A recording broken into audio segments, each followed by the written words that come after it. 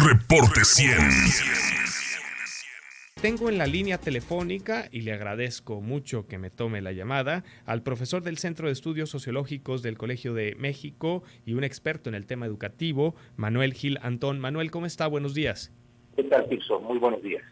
Manuel, estamos ya a unos días, así medio empujones, de iniciar las clases presenciales en el territorio nacional en educación básica.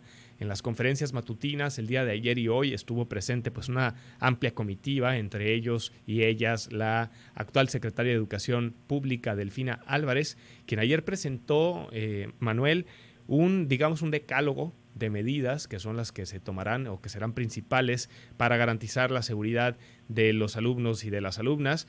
Sin embargo, Manuel, esto tiene muchas aristas. No sé si usted coincida conmigo, porque mientras que un debate es simplemente pues el área de los contagios, por el otro es pues el rezago educativo que se ha generado con la pandemia, la socialización de los niños y niñas, muchos de ellos que no han conocido su escuela desde que entraron a esta edad de tener que ir a la educación básica, y los daños emocionales. Ayer la secretaria de Educación Pública decía es que muchos de ellos y de ellas inclusive han vivido violencia en los hogares. ¿Cómo podemos comenzar a entender y qué perspectivas deberíamos tener en cuenta a la hora de pensar en este regreso a clases que será el 30 de agosto? Sí, yo creo que con mucha razón has dicho, Tirso, y te diría mejor que me hables de tú, que el día 30 se ha fijado como el día del retorno a las actividades presenciales en las escuelas, llamémosle así, ¿no? ¿Y por qué quiero llamarle así? Porque yo pienso que el asunto central en este momento es saber cuál es la pregunta. Si a mí o a cualquiera de nosotros nos preguntaran, ¿es bueno, conviene que los niños y las niñas regresen a las clases, que los niños y las niñas vayan a su escuela, que estén con otros, que dejen ya de estar tan recluidos, etcétera? Yo creo que no hay nadie que diga no, sería muy bueno. Ahora, he estado diciendo en las oportunidades que me han dado de conversar con distintos medios, que el viejo escritor Chesterton decía que nunca ha sido mejor lo mejor que lo posible.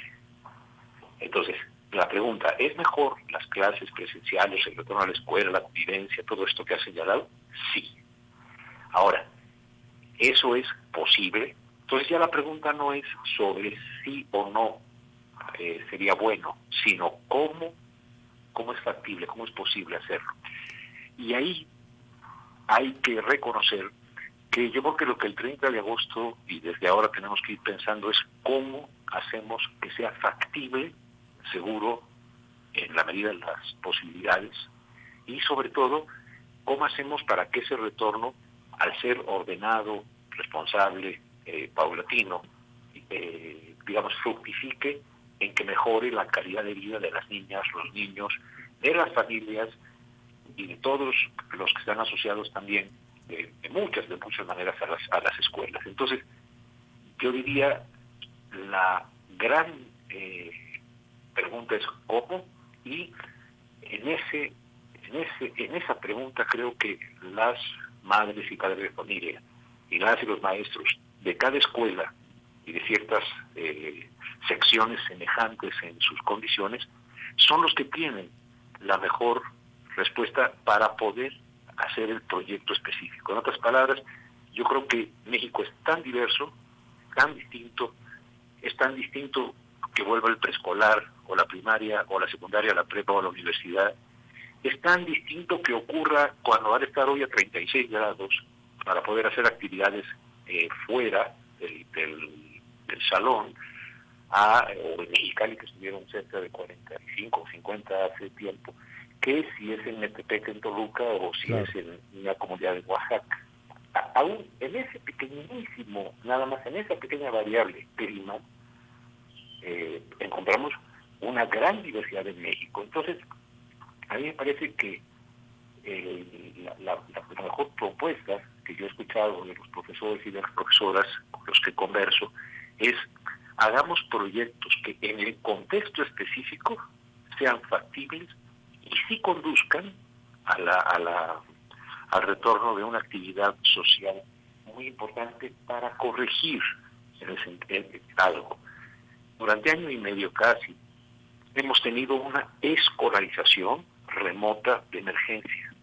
No ha sido educación a distancia en el sentido estricto del término, porque eso implica pues unas condiciones pedagógicas y tecnológicas que no han estado al alcance de todos, ni de todas las niñas o de los estudiantes. En consecuencia, vamos a pasar a una condición en la que la posibilidad de aprendizaje mejore, porque la presencialidad es un coadyuvante muy grande, porque aprendemos mucho con los otros, no solamente con los maestros en el salón. Entonces yo lo que diría es, Hermosillo, y ciertas zonas de Hermosillo también tienen variaciones, tendrían que tener la posibilidad de tener proyectos de retorno muy cuidadosos, y sí, vamos a intentarlo. ¿Cómo está la infraestructura? Ahora, Manuel, creo, planteas, me decías que te tuteé, yo lo hago con gusto.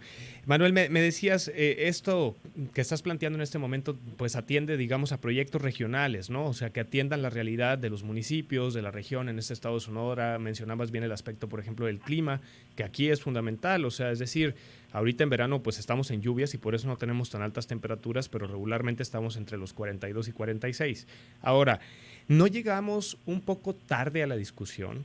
No se durmieron las autoridades y nosotras y nosotros como sociedad también para abrir una discusión pública, porque hubo el tiempo suficiente para prepararnos para un retorno a clases presenciales y pareciera que de pronto 5 para las 12 se comienzan a abrir estas discusiones, quizás en los círculos más cerrados, por ejemplo, profesoras y profesoras, profesoras lo hacían, pero como sociedad, digamos, hasta recientemente, los medios, por ejemplo, de comunicación como nosotros, comenzamos a visibilizar el tema. ¿No llegamos un poco tarde y no debimos de habernos preparado con mayor anticipación? Tiene toda la razón. Pero por una razón, ¿sabes, Tiso? Es que nunca, y esto hay que tenerlo muy claro, nunca se cerraron las escuelas porque en ellas ocurrieran, en mayor medida que en otros espacios sociales, más contagios. No. De hecho, la orientación del cierre de escuelas en el mundo, que ha tenido variaciones de su duración, estuvo orientada para reducir la movilidad en los espacios públicos en general, es decir, en el transporte, en las calles. Si en ese momento la idea era cómo hacemos para detener la movilidad y por lo tanto la interacción que produce contagios, la mejor manera, más inmediata, es decir, hay 35 millones de personas en el país, entre niños, niñas, estudiantes, maestros, empleados, etcétera, que podemos decir, mañana ya no hay clase. En ese momento tienes a 35 millones de personas que ya no se mueven. Eso contribuye mucho a la reducción de los contagios. Ahora, esa medida fue una medida de salud. ¿Qué debimos haber hecho? Bueno, no hay nada más dañino para un inmueble que el abandono, que el no uso. Claro. Puede ser que el vandalismo sea peor, y ha ocurrido. Pero, por ejemplo, no atendimos a un mantenimiento de las escuelas que creo que debió de haber sido crucial. Ahora que de repente decimos, el 30 vamos, híjole, mira, se robaron los cables, se robaron los retretes, etcétera, ¿no? Entonces, sí creo que nos faltó mantenimiento. Luego, nos faltó también una discusión, un diálogo de cómo vamos a hacer cuando volvamos. Porque eso hubiera hecho no solamente que tuviésemos mantenimiento mejor, sino obras, por ejemplo, para que haya mayor ventilación. Claro. En sitios en los que la ventilación es hacer ajuste a las infraestructuras, ¿no? Exactamente.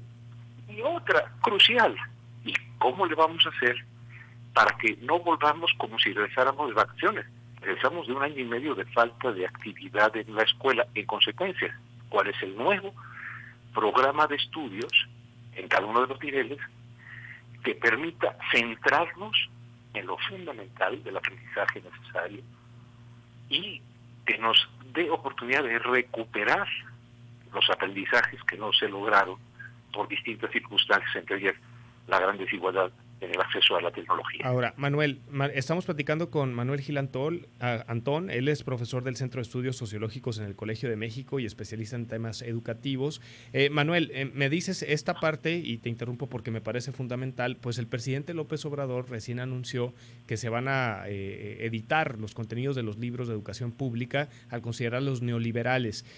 Más allá de tu opinión de si actualmente los contenidos son o no neoliberales, me gustaría conocer tu opinión si crees que esta puede ser la oportunidad de revalorar estos contenidos que verdaderamente vengan a subsanar pues las deficiencias educativas que se hayan generado en este año y medio de clases a distancia. Es indispensable entender que relativamente con independencia del contenido de los conocimientos, hay acciones fundamentales en términos pedagógicos en la escuela que son las que hay que fortalecer. La capacidad de leer, entender y escribir de una manera lógica, la capacidad para hacer argumentaciones lógicas que son la base incluso del razonamiento matemático, y la comprensión del mundo que nos circunda, sobre todo ahora después de la pandemia, o en la pandemia en descenso, o en la pandemia durante quién sabe cuánto más tiempo, es la oportunidad, por supuesto, de quitarle al currículum una cantidad de contenidos que no tienen ningún sentido que se memoricen, que no tienen ningún sentido que atiborren, ¿no? Hay una profesora, Elsie Lowes, que dice: la gran tragedia de la educación mexicana es que cada vez se le quita más tiempo al profesor y a la profesora para la enseñanza, y cada vez se le pide que mida cuánto es el abdomen de los niños para una campaña contra la obesidad, que se le pida que lea palabras por minuto como si ser perico fuese entender. ¿Sí me explico? Claro, entonces es una gran oportunidad. También perdimos esa oportunidad, al menos en toda la profundidad que podía haber sido, que era como podar, ¿no? Para que nos concentremos en lo central, ¿no? Y creo que eso no se hizo lo suficiente. ¿Estarías de acuerdo, Manuel Gil Antón, en decir que, tal y como lo menciona el presidente, justo esto de priorizar, por ejemplo, el hecho de que los niños puedan recitar como pericos, es parte de un modelo neoliberal de la educación en México? El neoliberalismo es responsable de estos contenidos que no han sido útiles para que niños y niñas aprendan a aprender realmente, y no simplemente técnicas que se evalúan, que al final de cuentas pues no son las herramientas que necesitan para la vida. Yo creo que es un problema que es independiente del proyecto de desarrollo político y económico de los países.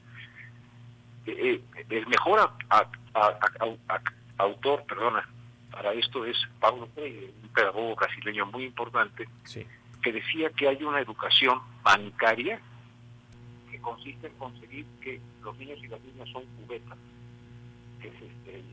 Imaginen ustedes que llegan a un salón y en vez de que lleguen niños llegan cubetas vacías, y hay un señor o una señora que es maestra que tiene una manguera y llena de conocimientos a las personas. Eso es totalmente antipedagógico y falso. No se aprende así. Lo que él dice es que cuando la educación implica la interacción y la inteligencia y el desarrollo de la autonomía de las personas, entonces estamos en una educación no bancaria, sino en una educación liberadora. Fíjense nada más qué bonito libro. Él escribió el libro de la educación como práctica de la libertad. Yo creo que antes del neoliberalismo, en el liberalismo, en muchísimos otros sistemas políticos, se puede tener una educación liberadora que practique la autonomía de las personas hacia la libertad de ser ciudadanos, o bien una educación orientada a la obediencia, a lo que diría Pink Floyd en su maravilloso crítica a la escuela en este álbum The Wall, el muro. Digamos, que los profesores no seamos otro ladrillo en la pared, sino que seamos ventanas que ayudemos a que se aprenda.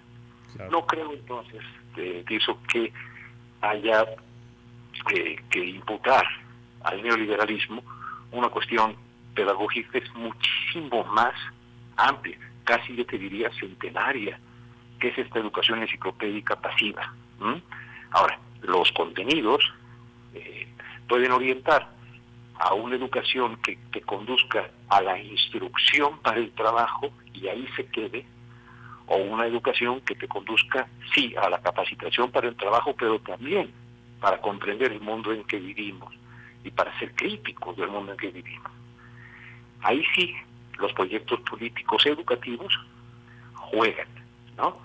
Y yo creo que esa discusión también no se ha dado, ¿no? Entonces, yo creo que el proyecto neoliberal como proyecto económico y político es un proyecto sustantivo, no es un adjetivo, ¿no? No es un eres un neoliberal, no. No adjetivas a la persona. Ahora, se concentró demasiado la escuela mexicana en la preparación para el trabajo y sobre todo en la preparación para resolver exámenes de decisión múltiple, sí, igual en el mundo. A partir de que la OCDE impuso esta idea del examen de PISA, casi todos los países han orientado sus sistemas educativos a pasar un examen. Eso es terrible. Claro. Creo yo que eso es una... en otros momentos se orientó la educación para la obediencia. La educación más antigua es la educación religiosa que conocemos no más antigua, pero sí bastante antigua, en la cual pues se enseñaba a repetir el dogma, ¿no? Claro. También se puede enseñar a repetir el dogma neoliberal o el dogma socialista, o el dogma cualquiera, ¿no? La educación como práctica de la libertad es confiar en que las personas tienen que construir la autonomía necesaria para ser ciudadanos y dejar de ser beneficiarios de la caridad pública, ya sea la caridad gubernamental o la caridad cristiana o la caridad de otro tipo de confesión, ¿sí? Híjole, Manuel, qué pena, pero en la radio el tiempo es verdugo. Qué conversación tan más rica.